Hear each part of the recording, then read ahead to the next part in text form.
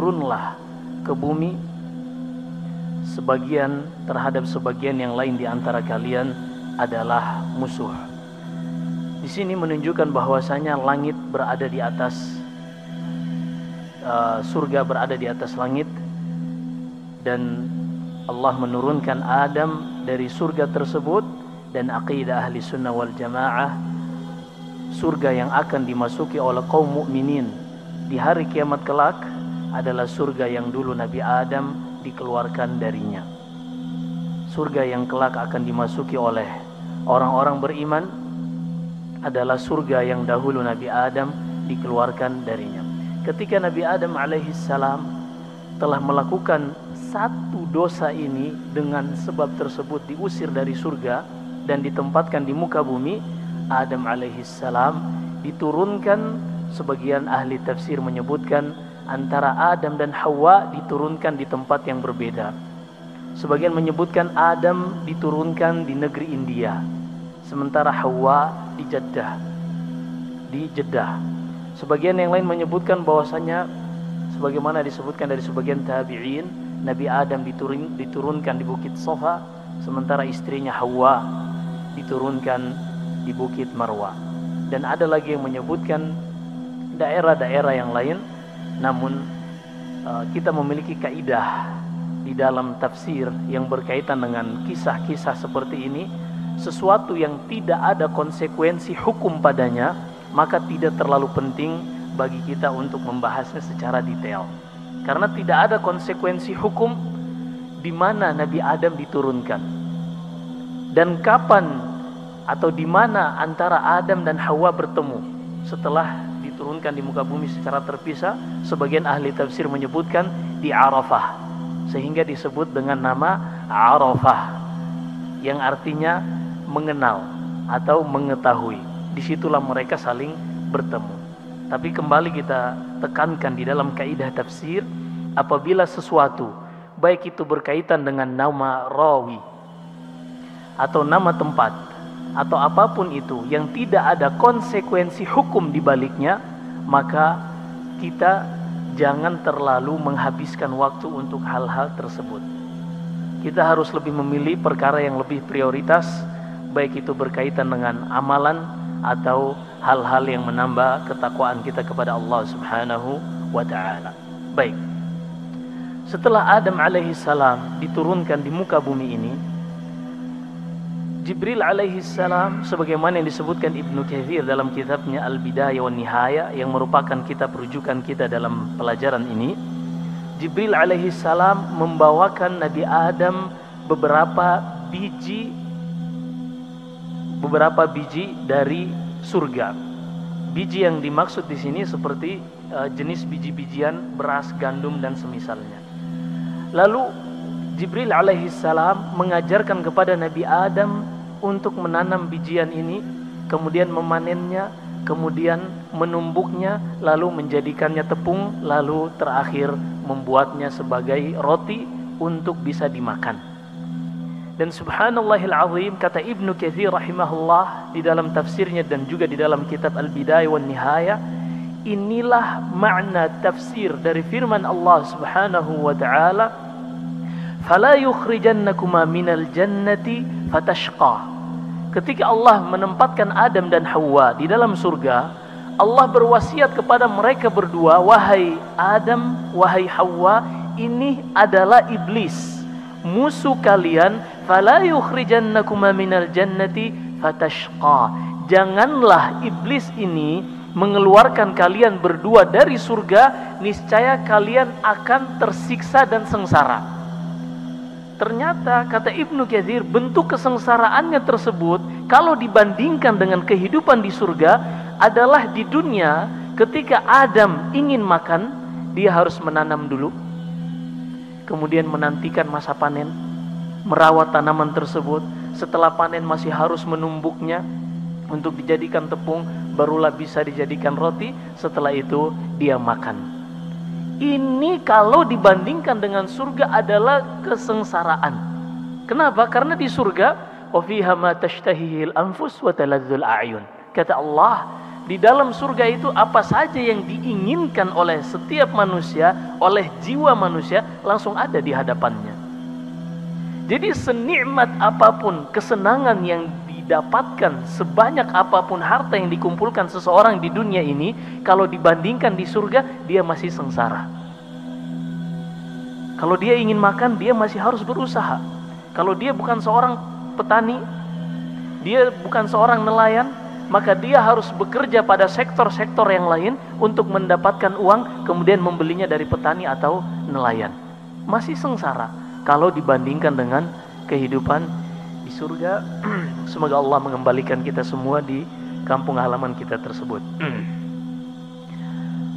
Adam alaihissalam menjalani kehidupannya di dunia ini bersama istrinya Hawa dengan kesengsaraan yang ia rasakan, karena dia seorang yang pernah hidup di surga selama 43 tahun sebagaimana disebutkan Ibnu Katsir, karena nanti kita akan bawakan dari kisah Adam ini detik-detik kematian Nabi Adam alaihissalam, dan bahwasanya Nabi Adam Allah tetapkan kehidupannya genap 1000 tahun.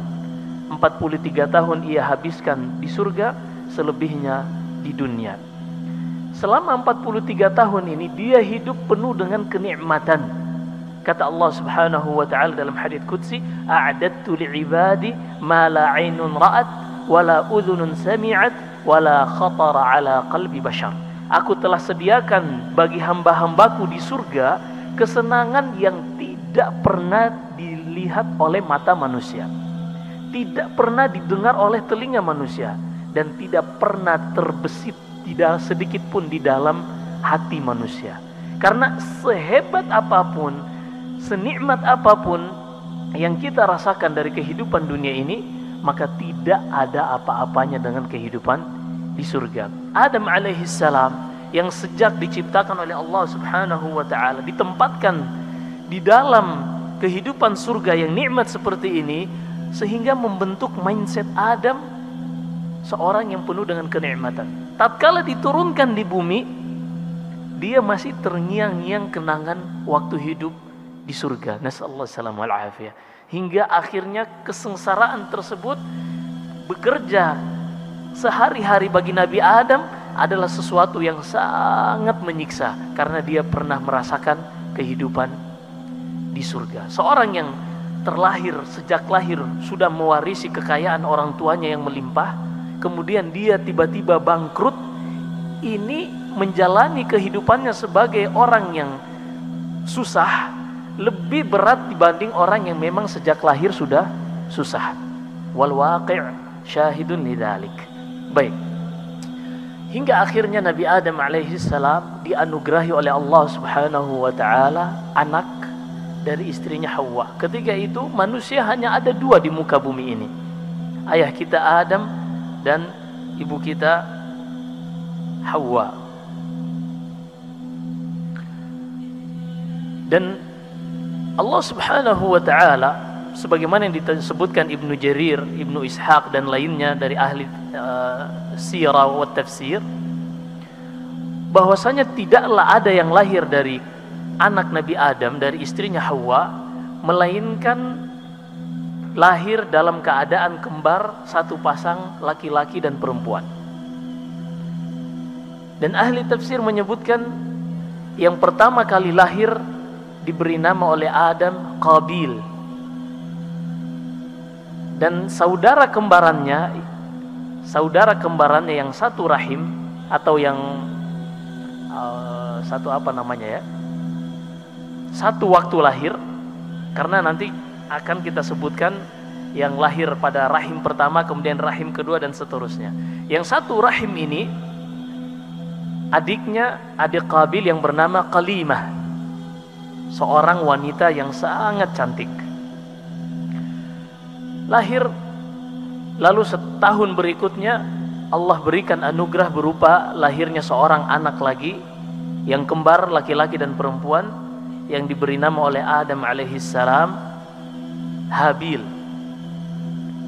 dan adiknya yang perempuan yang tidak secantik Qalimah tadi, saudara rahim dari Qabil. Hingga akhirnya Qabil dan Habil ini terus tumbuh, dan Adam alaihissalam juga dianugerahkan anak-anak yang lain sangat banyak.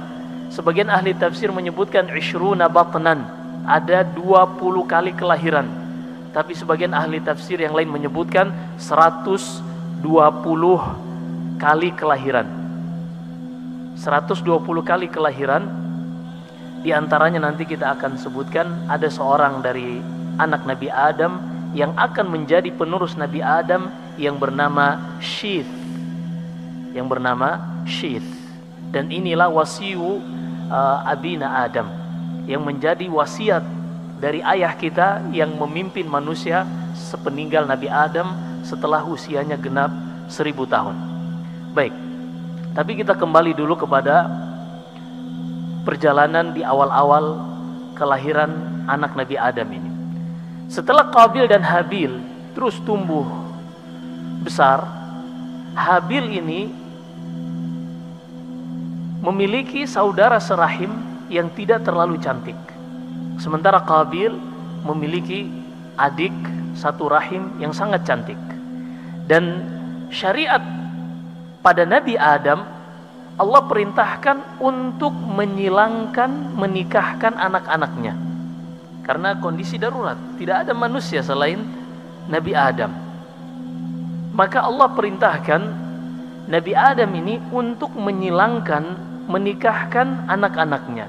Yang rahim satu menikah dengan yang laki-laki dari rahim satu menikah dengan perempuan dari rahim dua.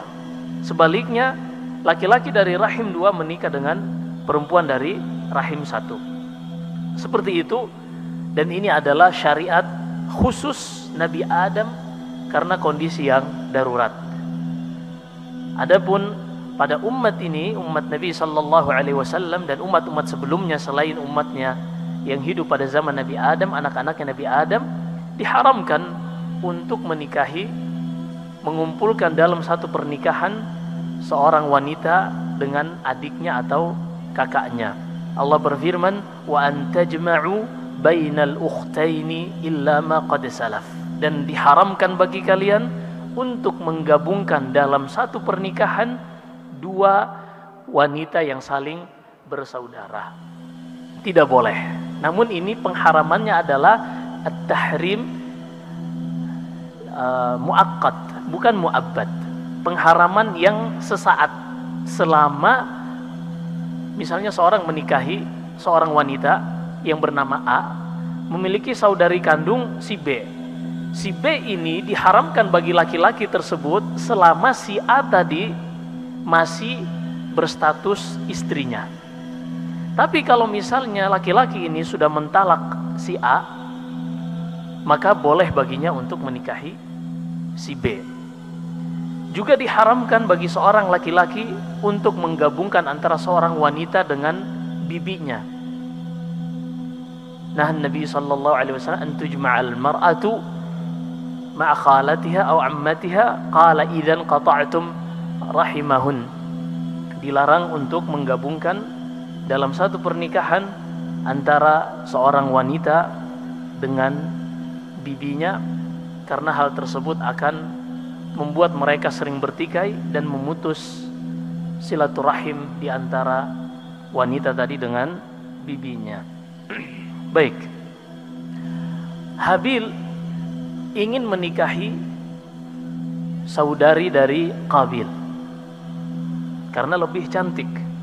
Dan memang sunnah pada zaman Nabi Adam seperti itu. Tidak boleh Qabil menikahi dalam satu rahimnya.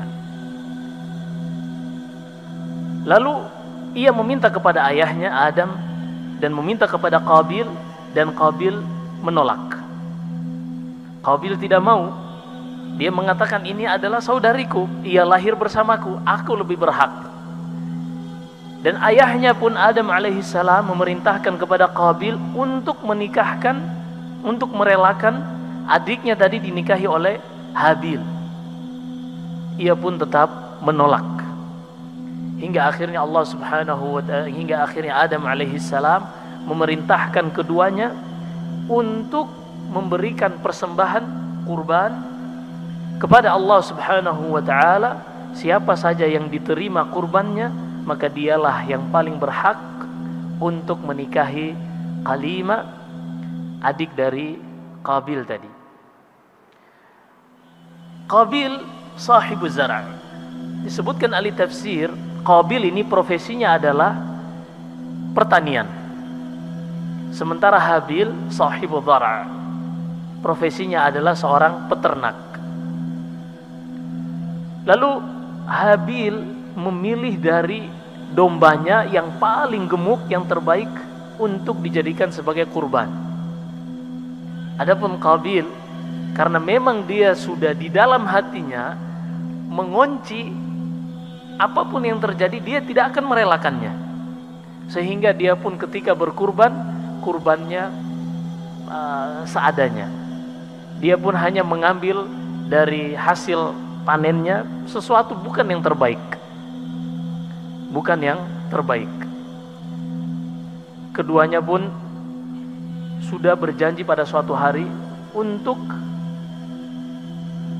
mempersembahkan kurban tersebut kepada Allah Subhanahu wa taala. Di sisi lain, Allah Subhanahu wa taala memanggil Nabi Adam untuk mendatangi suatu tempat yang Allah sebut di situ adalah Baitullah. Lalu Adam bertanya, apakah ada Baitullah, rumahmu ya Allah, di muka bumi ini? Allah berfirman, na'am, yaitu di suatu tempat di Mekkah. Pergilah Nabi Adam ke Mekkah ini, dan sebelum pergi ia menitipkan anak-anaknya kepada langit. Namun langit menolak. Ia pun, Adam ingin memindahkan amanah ini kepada bumi. Bumi pun menolak. Kemudian Adam ini menitipkan anaknya kepada gunung-gunung. Gunung-gunung pun menolak. Hingga akhirnya yang bisa dititipkan untuk adik-adiknya adalah yang paling besar, yang paling kakak di antara mereka, yaitu Qabil. Qabil pun menerima, dan dia semakin merasa lebih berhak dari Habil. Ketika waktu untuk mempersembahkan kurban tadi tiba, ia mengatakan, si Qabil ini mengatakan, aku paling berhak untuk menikahi Halimah karena dia adalah adikku serahim, dan aku lebih tua darimu, dan juga aku adalah wasiat yang dipercaya oleh ayah kita Adam untuk menjaga anak-anaknya. Hingga akhirnya mereka pun memberikan kurban ini, mempersembahkan kurban ini, dan tiba-tiba datang api dan memakan kurban yang dipersembahkan oleh Habil, dan tidak memakan apa yang dipersembahkan oleh Qabil. Allah berfirman di dalam surat Al-Maidah, "Watlu 'alaihim naba'a ibnai Adam bil haqqi idh qarraba qurbanan fatuqabbala min ahadihima wa lam yutaqabbal min al-akhar qala la aqtulannak qala innama yataqabbalu Allahu minal muttaqin." Wahai Muhammad, bacakan kepada mereka, kepada orang-orang Yahud dan kepada umatmu, kisah dua orang anak Adam yang mana mereka keduanya ini mempersembahkan kurban, lalu diterima dari salah satunya dan tidak diterima dari yang lain. Lalu yang tidak diterima ini mengatakan, mengancam yang diterima, yaitu Qabil. Ia mengatakan, la aqtulannak, aku akan membunuhmu. Tujuannya apa? Untuk mencegah ia menikah dengan adik serahimnya. Di sini hasad kembali memakan korban setelah sebelumnya kita sebutkan tentang iblis yang juga hasad kepada Nabi Adam, membuatnya diusir dan menjadi makhluk yang terlaknat. Dan yang di sini kita akan lanjutkan kisahnya, dimulai dari hasad yang ada di dalam hati Qabil. Ia pun mengatakan, la aqtulannak, wahai Habil, sungguh aku akan membunuhmu. Habil mengatakan, innama yataqabbalu Allahu minal muttaqin, saya tidak salah apa-apa. Apa alasan engkau ingin membunuhku?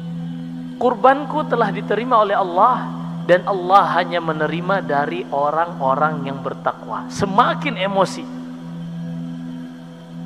Lalu Habil mengatakan, baiklah, kalau memang engkau sudah bertekad untuk membunuhku, sebagaimana yang Allah kisahkan, la in basatta ilayya yadaka litaqtulani ma ana bibasitin yadiya ilayka liaqtulak inni akhafullaha rabbal alamin.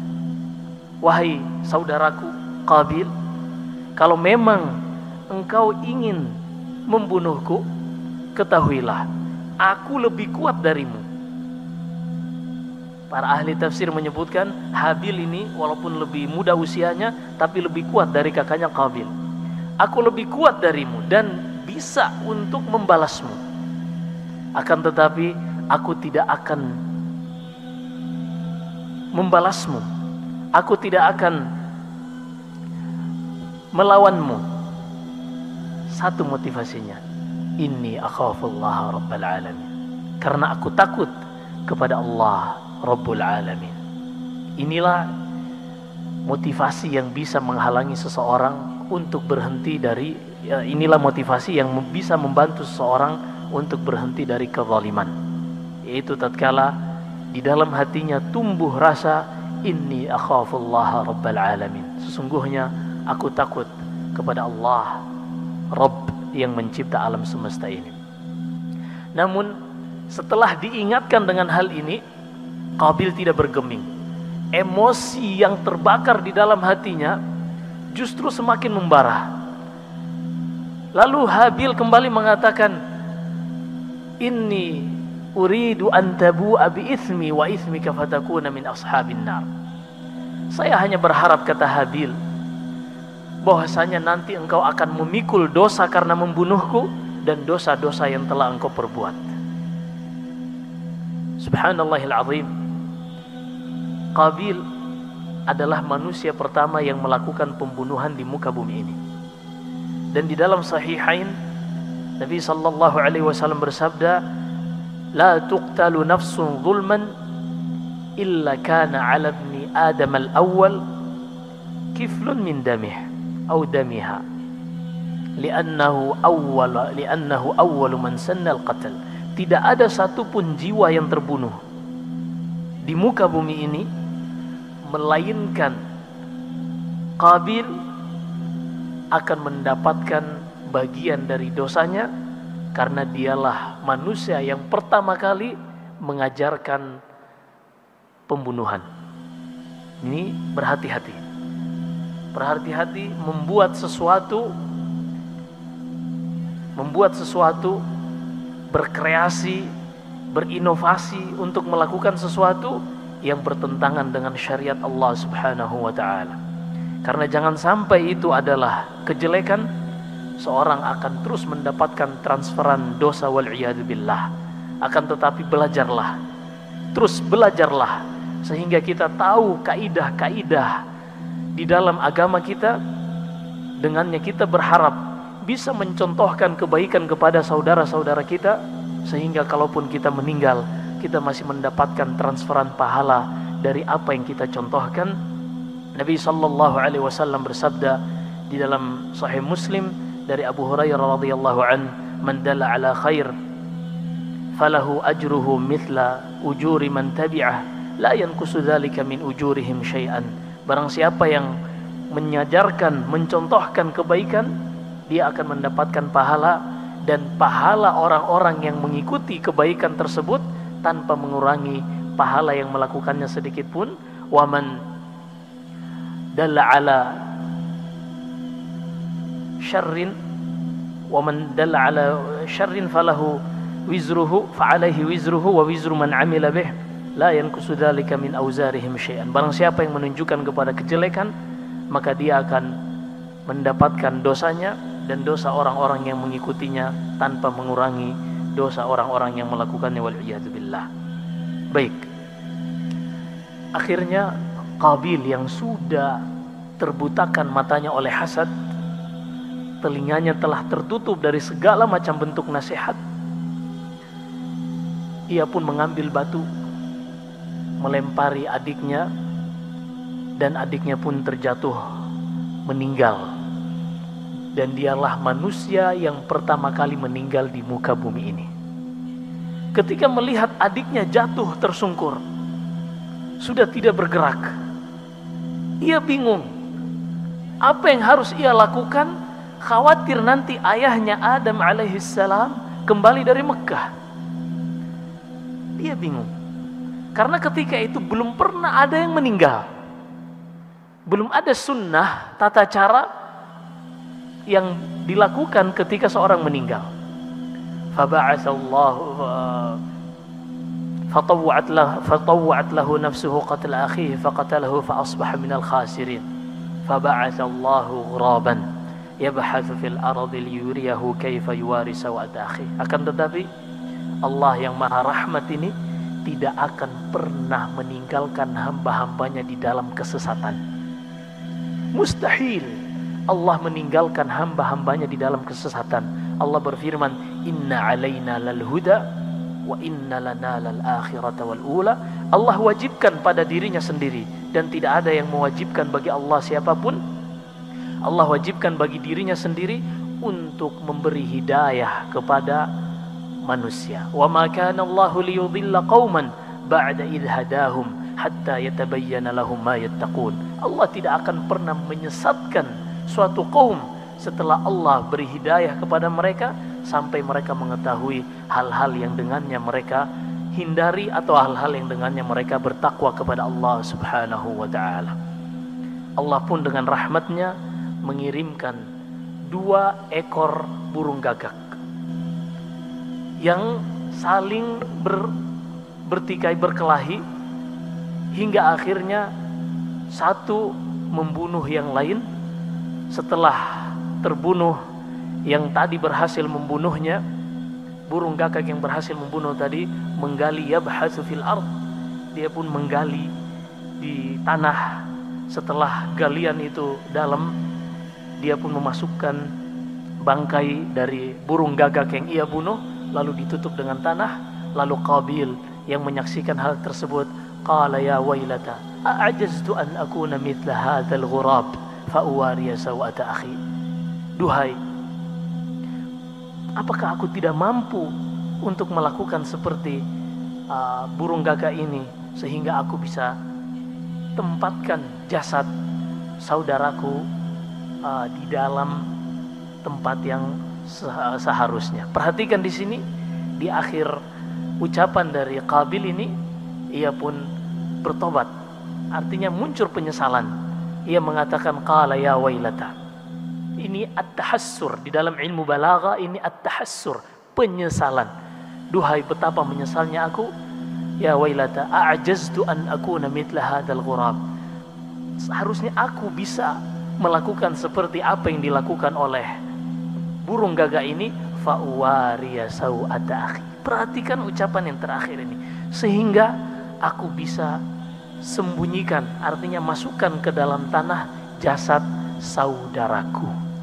Di akhirnya ia menggunakan lafaz akhi, saudaraku, menunjukkan rasa cinta, menunjukkan rasa sayang. Demikianlah hasad dan demikianlah kezaliman. Di baliknya hanya ada satu, yaitu fa asbaha minan nadimin. Kata Allah, ia pun menjadi orang-orang, termasuk orang-orang yang menyesal. Satu saja buah dari kezaliman dan hasad ini, yaitu penyesalan. Yang disegerakan di dunia ataukah yang diakhirkan di akhirat kelak. Nabi sallallahu alaihi wasallam bersabda dalam hadis Abu Hurairah radhiyallahu anhu atau selainnya, "Atadruna manil muflis?" Tahukah kalian siapa orang yang bangkrut? Qalu ya Rasulullah, al-muflisu fina man la dirham lahu wala mata'.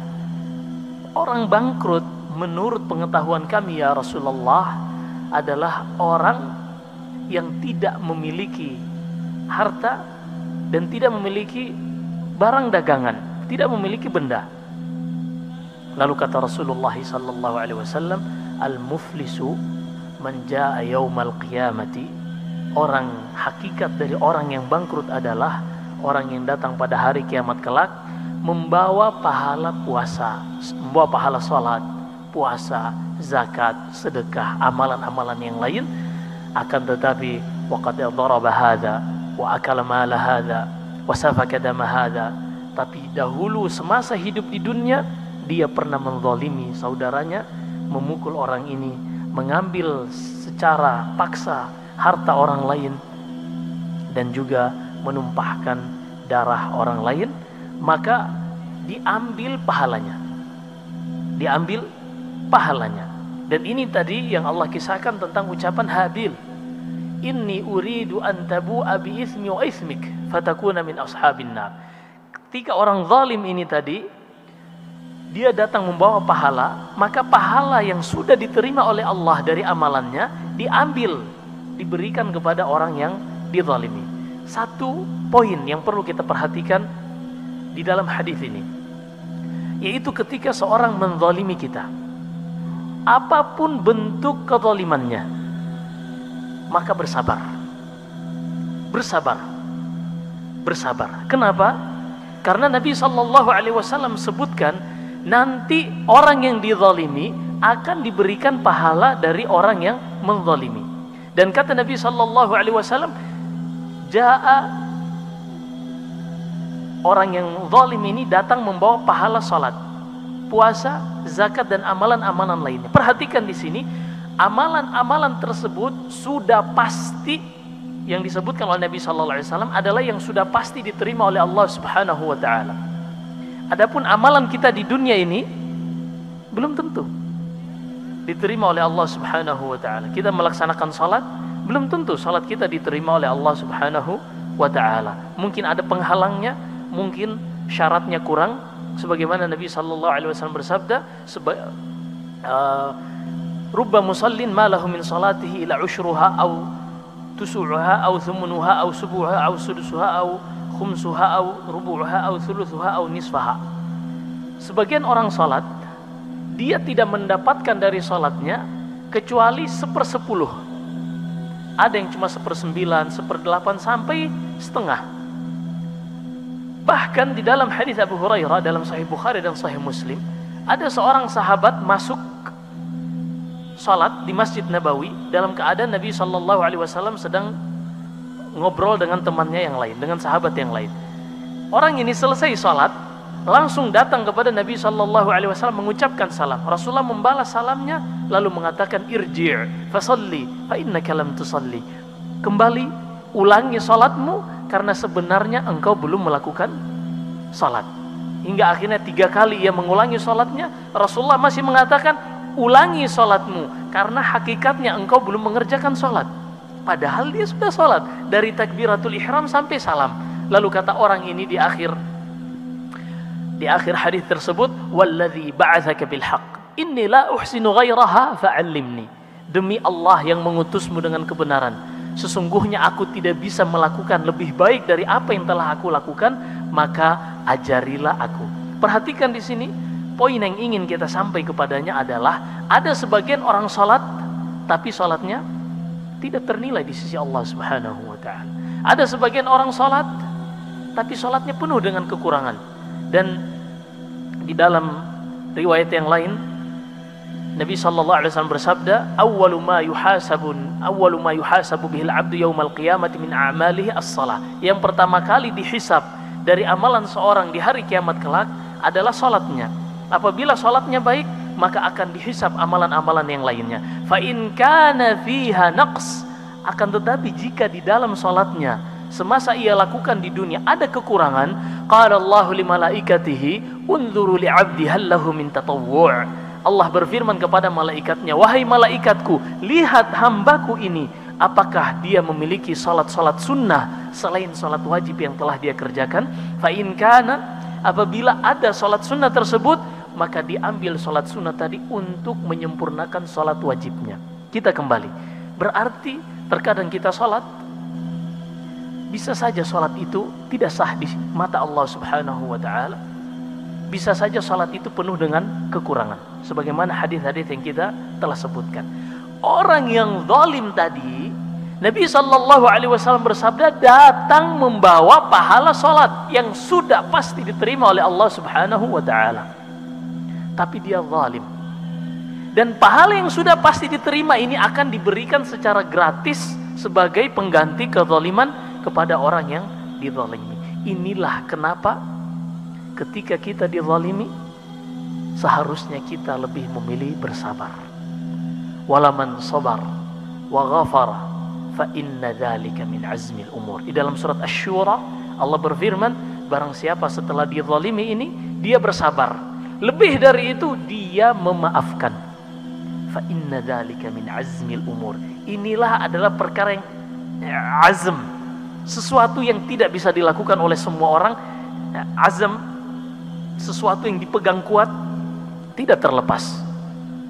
Ini subhanallah, kalau kita perhatikan tentang kezaliman ini, seharusnya kita bersabar karena kita menyadari semoga itu menjadi investasi yang pasti akan kita dapatkan di hari kiamat kelak. Baik, ketika Qabil membunuh adiknya ini, maka Qabil menanggung dosa pembunuhan Habil. Dan apakah semua dosa Habil ditanggung oleh Qabil selain dosa pembunuhan ini juga? Ibnu Katsir menjelaskan bahwasanya tidak, berdasarkan firman Allah, wala taziru waziratun wizra ukhra. Seorang tidak akan menanggung dosa orang lain. Seorang tidak akan menanggung dosa orang lain. Adapun dia menanggung dosa pembunuhan karena dia yang melakukannya. Dan apabila dua orang saling bertemu, masing-masing membawa pedang, udah masuk, maka kata Nabi SAW, idza taqal muslimani bisayfayhima fal qatil wal maqtul finnar.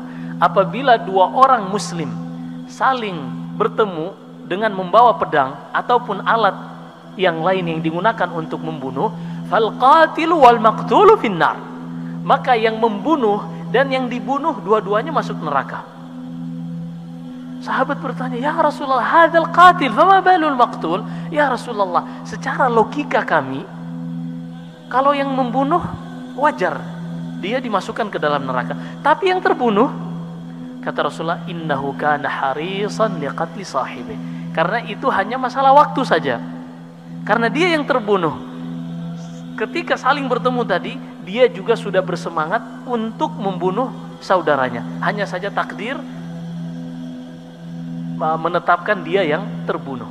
Maka berhati-hati. Adapun yang dilakukan oleh Habil tadi adalah dia merasa mampu karena dia lebih kuat walaupun lebih muda usianya, akan tetapi dia takut kepada Allah Subhanahu wa Ta'ala. Jadi kita lanjutkan ba'dal isya insyaallah. Wassallallahu wasallam ala nabiyina Muhammad.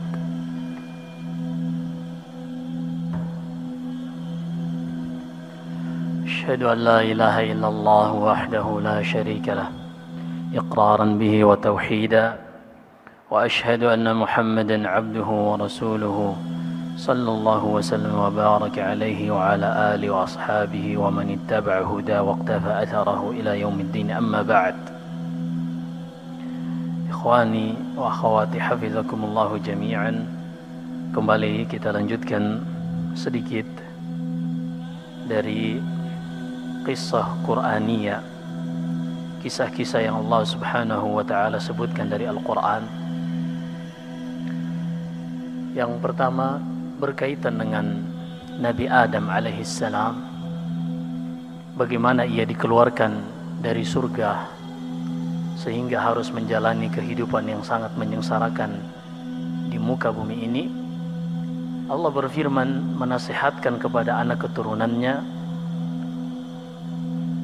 yang merupakan hikmah Allah menyebutkan kepada kita kisah tentang Nabi Adam, bagaimana perjalanannya di surga. Allah berfirman, ya bani Adam la yaftinannakum syaitan kama akhraja abawaykum minal jannati yanzi'u anhuma libasahuma liyuriyahuma min sawatihima innahu yarakum huwa wa qabiluhu min haitsu la tarawnahum Inna ja'alna syayatina awliya'a lilladzina la yu'minun. Wahai anak Adam sekalian, itulah kisah ayah kalian. Maka janganlah syaitan mengeluarkan kalian, memfitnah kalian, kembali menjerumuskan kalian ke dalam dosa, sebagaimana ia berhasil mengeluarkan ayah kalian dari surga. La yaftinannakum syaitan kama akhraja abawaykum minal jannah. Jangan sekali-kali syaitan kembali menjerumuskan kalian ke dalam dosa, sebagaimana ia telah berhasil mengeluarkan kedua orang tua kalian, Adam dan Hawa, dari surga. Kemudian kata Allah, ketahuilah iblis dan bala tentaranya bisa melihat kalian dari sisi yang kalian tidak bisa melihat mereka. Dan ini kita sudah bahas tentang alam jin sebelum penciptaan manusia. Bahkan kata Imam Syafi'i rahimahullah, barang siapa yang mengaku mengetahui perkara gaib, abtalna syahadatah, bisa melihat jin dan seterusnya, maka kami akan batalkan syahadatnya. Karena kata Allah, innahu yarakum huwa wa qabiluhu min haitsu la tarawnahum. Iblis dan bala tentaranya bisa melihat kalian dari sisi yang kalian tidak bisa melihat mereka. Ini ayat Al-Quran. Nah, terkadang Nabi SAW melihat mereka, dan bahkan beliau pernah mencekik salah satu jin yang ingin mengganggu beliau yang sedang sholat malam. Tapi ini semuanya mu'jizah. Mu'jizah yang tidak bisa diusahakan, yang keluar dari hukum sebab akibat. Ini ada pembahasan mu'jizat. Mudah-mudahan nanti kita masuk pada kisahnya Nabi Nuh, Nabi Ibrahim, Nabi Musa, Nabi Isa, nabi-nabi lain yang memiliki mu'jizat. Kita akan sebutkan apa definisi mu'jizat, kapan mu'jizat itu terjadi, dan apa hikmah dari adanya mu'jizat yang Allah berikan kepada Rasul, dan apakah selain Nabi dan Rasul bisa memiliki mu'jizat. Ini pembahasannya nanti insyaallah. Bismillah. Semoga Allah menjaga kita, menganugerahkan kesehatan dan senantiasa di atas ketaatan kepadanya.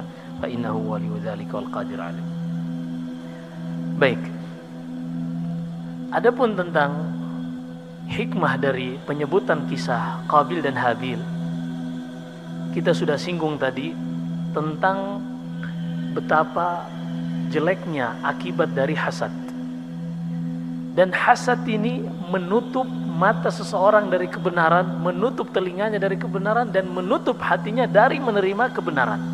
Karena kalau sudah hasad, akan melahirkan kesombongan, akan muncul ucapan ana khairum minhu, saya lebih baik darinya. Seakan-akan dia mengatakan, misalnya dia hasad kepada saudaranya karena mendapatkan harta yang tidak ia dapatkan, seakan-akan dia berkata kepada Allah, saya lebih berhak menerima harta tersebut ya Allah daripada dia. Ini hati-hati hasad. Allah sebutkan kisah Qabil dan Habil ini dalam surah Al-Maidah. Dan surah Al-Maidah adalah madaniyah, di antara surah-surah yang Allah turunkan setelah hijrah, ketika Rasulullah berada di kota Madinah. Dan di kota Madinah itu beliau bertetangga dengan orang-orang Yahudi. Allah sebutkan orang-orang Yahudi ini adalah orang-orang yang sangat hasad dengan kaum muslimin. Allah sebutkan di dalam suratul Baqarah, wadda katsirun min ahlil kitab law yaruddunakum min ba'di imanikum kuffaran hasadan min 'indi anfusihim min ba'di ma tabayyana lahumul haqq. Betapa banyak dari ahlul kitab, Yahud dan Nasara, menginginkan agar kalian itu murtad, keluar dari agama kalian dan berpindah ke agama mereka, hasadan min 'indi anfusihim, dikarenakan hasad yang ada di dalam hati mereka, padahal telah datang keterangan dan mereka mengetahui kebenaran yang ada pada kalian.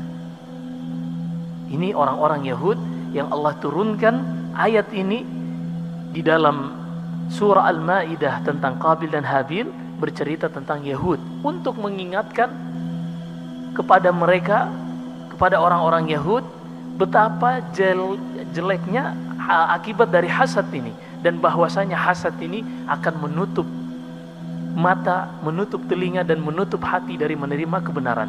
Ketika Nabi SAW awal-awal hijrah dari kota Mekah ke kota Madinah, didatangi oleh Huyai bin Akhtab,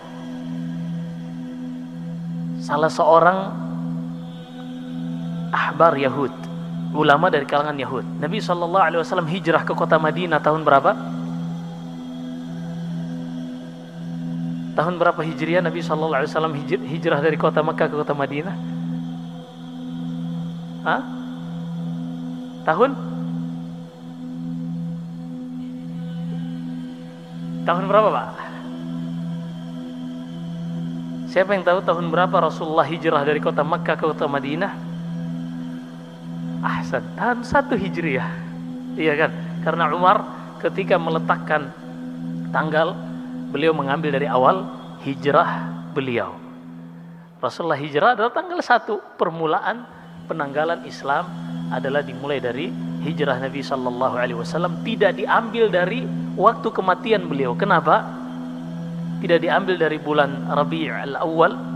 Beliau meninggal tanggal 12 Rabi'ul Awal. Kenapa tidak diambil? Karena alasan Umar akan membuat kaum muslimin kembali bersedih. Selalu seakan-akan memperingati kematian Nabi SAW. Adapun kenapa tidak diambil dari waktu kelahiran beliau? Karena tidak ada yang mengetahui dari kalangan sahabat kapan beliau lahir. Tidak ada tanggal yang pasti yang menyebutkan kapan beliau lahir. Hanya saja dahulu orang-orang Arab mengetahui kelahiran seseorang ditandai dengan peristiwa besar. Rasulullah lahir pada tahun gajah, yaitu ketika tentara Abraha yang datang dari Yaman untuk menghancurkan Ka'bah dengan membawa 12 ekor gajah yang sangat besar. Nah, ini ada kisah lain insyaallah nanti pada pembahasan Ashabul Fil. Baik. Huyai bin Akhtab, ketika Nabi SAW datang ke kota Madinah, awal-awal hijrah beliau, ia datang bersama saudaranya Abu Yasir ibni Akhtab. Karena dia seorang pendeta Yahud, alim, ulamanya Yahud, dia mengetahui ciri-ciri Nabi SAW. Allah sebutkan di dalam surat Al-Imran, di dalam surat Al-Baqarah, ya'rifunahu kama ya'rifuna abna'ahum. Orang-orang Yahud mengenal Nabi kita SAW sebagai Nabi terakhir. Mereka mengenalnya sebagaimana mereka mengenal anak-anak mereka. Mengenalinya siapa dia, apa nasabnya, seperti apa ia dibesarkan, semuanya mereka ketahui. Alladzina yajidunahu maktuban indahum fit Taurati wal Injil ya'muruhum bil ma'ruf wa yanhahum 'anil munkar wa yuhillu lahum at-tayyibati wa yuharrimu 'alaihim al-khaba'ith wa yadh'u 'anhum israhum wal aghlal allati kanat 'alaihim. Mereka mendapati di dalam kitab mereka Injil dan Taurat tentang Nabi SAW. Sehingga ketika Huyai bin Akhtab datang bersama saudaranya tadi Abu Yasir bin Akhtab, ia langsung meminta Nabi SAW membuka bajunya untuk melihat tanda kenabian yang ada di belakang Nabi SAW, yaitu sebesar, ada tanda sebesar biji sebesar buah anggur yang ada pas di pertengahan punggung Nabi SAW. Ada 3 rambut yang tumbuh di situ. Lalu Huyai bin Akhtab ini bertanya kepada Nabi SAW, nasabnya, kapan ayahmu meninggal? Siapa yang membesarkanmu? Terus pertanyaan-pertanyaan yang dia sudah tahu jawabannya tentang Nabi yang diutus terakhir sebagai penutup para Nabi. Setelah semua terjawab dan jelas bagi Huyai bin Akhtab ini siapa yang mengaku Nabi ini, ia pun keluar dari rumah Nabi SAW atau keluar dari pertemuan bersama Nabi SAW.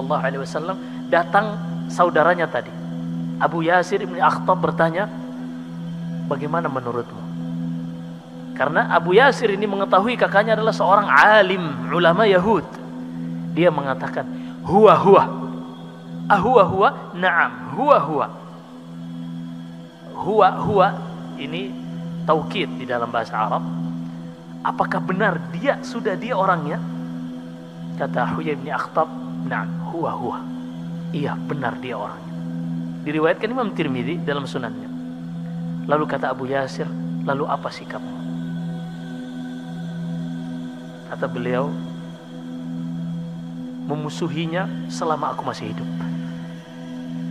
Ini Yahud. Dia sudah menyadari itu. Nabi yang Allah janjikan, alladzina yajidunahu maktuban indahum fit Taurati wal Injil, yang mereka dapati tertulis namanya, nasabnya, ciri-cirinya mereka dapati di dalam kitab Taurat dan Injil. Tapi apa balasan mereka setelah mengenalinya, mengetahui? Ya'rifunahu kama ya'rifuna abna'ahum. Dia mengatakan, memusuhinya selama aku masih hidup. Hasadan min indi anfusihim min ba'di ma tabayyana lahumul haqq. Kebencian, hasad di dalam hati mereka padahal telah jelas kepada mereka kebenaran akan Nabi sallallahu alaihi wasallam. Iyakum wal hasad. Maka berhati-hati dari yang namanya hasad. Dosa pertama yang terjadi di alam semesta ini adalah dosa iblis, dikarenakan hasad kepada Nabi Adam. Ana khairum min. Dia mengatakan, aku lebih baik dari Adam ya Allah. Pembunuhan pertama, dan ini yang pertama kali dihisab dari dosa manusia, fiddam. Awwalu ma yaqdillahu bainal ibadi fiddam, kata Nabi sallallahu alaihi wasallam. Yang pertama kali akan dihisab dari dosa manusia yang berkaitan dengan darah. Ini juga pembunuhan pertama dikarenakan hasad. Maka berhati-hati dari yang namanya hasad ini. Dan Syekhul Islam mengatakan definisi tentang hasad, karahiyatu ma an'ama Allahu 'alal ghair. Kebencian seseorang terhadap apa yang Allah anugerahkan kepada saudaranya. Wa illam yatamanna zawalah, walaupun dia tidak mengharapkan untuk nikmat tersebut hilang. Cukup dia benci saja ketika saudaranya mendapatkan nikmat, maka itu sudah hasad. Iyakum. Maka berhati-hati dari yang namanya hasad ini. Dan kita sudah sebutkan betapa jelek, betapa buruk akibat dari hasad ini, wal'iyadu billah. Pembunuhan pertama terjadi karena hasad, dan dosa pertama terjadi karena hasad. Nas'alullah salam wal afiyah. Cukup insyaAllah. Nanti kita lanjut lagi. Nabi Adam alaihissalam setelah meninggalnya Habil ini sangat sedih ketika ia pulang dari Mekah mendengar anaknya Habil sudah tiada. Lalu dia sangat bersedih hingga Allah subhanahu wa ta'ala menghiburnya dengan kelahiran seorang anak yang bernama Syith ibni Adam. Syith ini kata Ibnu Katsir di dalam kitabnya Al-Bidayah, artinya di dalam bahasa Arab adalah hibatullah, adalah hadiah dari Allah subhanahu wa ta'ala untuk menghibur kesedihannya akan kehilangan anaknya Habil. Dan Syith inilah yang nanti kita sebutkan akan menjadi cikal bakal kehidupan manusia. Karena sebagian ahli tafsir menyebutkan semua keturunan anak Nabi Adam tidak ada yang tersisa yang jalur keturunannya sampai kepada manusia zaman sekarang, yang sampai kepada Nuh. Dari Nuh nanti terputus lagi kembali kepada 3 anaknya, Yam, Sam dan Yafith. Adapun Ham, Kan'an, dia yang tenggelam, yang Allah sebutkan kisahnya di dalam surat Hud. Dari 3 inilah cikal bakal. Adapun Sam, Abul Arab, kata Nabi SAW. Adapun Sam ini adalah cikal bakal keturunan bangsa Arab. Adapun Ham ini adalah cikal bakal keturunan orang kulit hitam, bangsa Afriqiya, bangsa Ethiopia, Habasya. Adapun Yafith adalah cikal bakal keturunan bangsa kulit putih, bangsa Eropa. Ini ada penjelasannya insyaallah ta'ala. Setelah Syith diberikan wasiat oleh Nabi Adam alaihissalam, Nabi Adam memasuki usia 1000 tahun. di akhir kehidupannya, ini kita cerita sedikit. Di akhir kehidupan Nabi Adam, beliau sakit dan beliau meminta kepada anak-anaknya, inni ashtaqu ila samaril jannah. Aku ingin makan buah dari kebun kita. Anak-anaknya pun pergi mencarikan buah untuk Nabi Adam alaihissalam yang ketika itu terbaring sakit. Ketika anak-anaknya ini pergi mencarikan buah untuk ayah mereka, ternyata mereka bertemu dengan malaikat. Malaikat tersebut bertanya, kemana kalian wahai anak-anak Adam? Ila aina ya banu Adam. Seperti itu panggilan malaikat dulu, Bani Adam, Bani Adam. Ila aina ya Bani Adam. Kemana kalian wahai anak-anak Adam? Qalu abuna marid yashtaqu ila thamaril jannah. Ayah kami sedang sakit dan ingin memakan dari buah yang ada di kebun-kebun kami. Irji'u, pulanglah kalian, faqad hana. Pulanglah kalian karena telah sampai waktu ajal ayah kalian. Akhirnya mereka pun pulang dan Nabi Adam ketika itu meninggal. Malaikat yang datang itu membawa kafan dari surga, membawa wewangian dari surga. Mereka pun yang mengurusi jenazah Nabi Adam, mereka yang memandikannya, yang mensolatkannya, dan bertakbir sebanyak 4 kali. Kemudian menguburkannya. Kata Nabi SAW, itulah sunnah penyelenggaraan jenazah yang diajarkan oleh malaikat kepada Bani Adam, kepada anak-anak keturunan Nabi Adam. Hingga akhirnya Nabi Adam meninggal. Nabi SAW bertemu dengan Nabi Adam ketika peristiwa Mi'raj.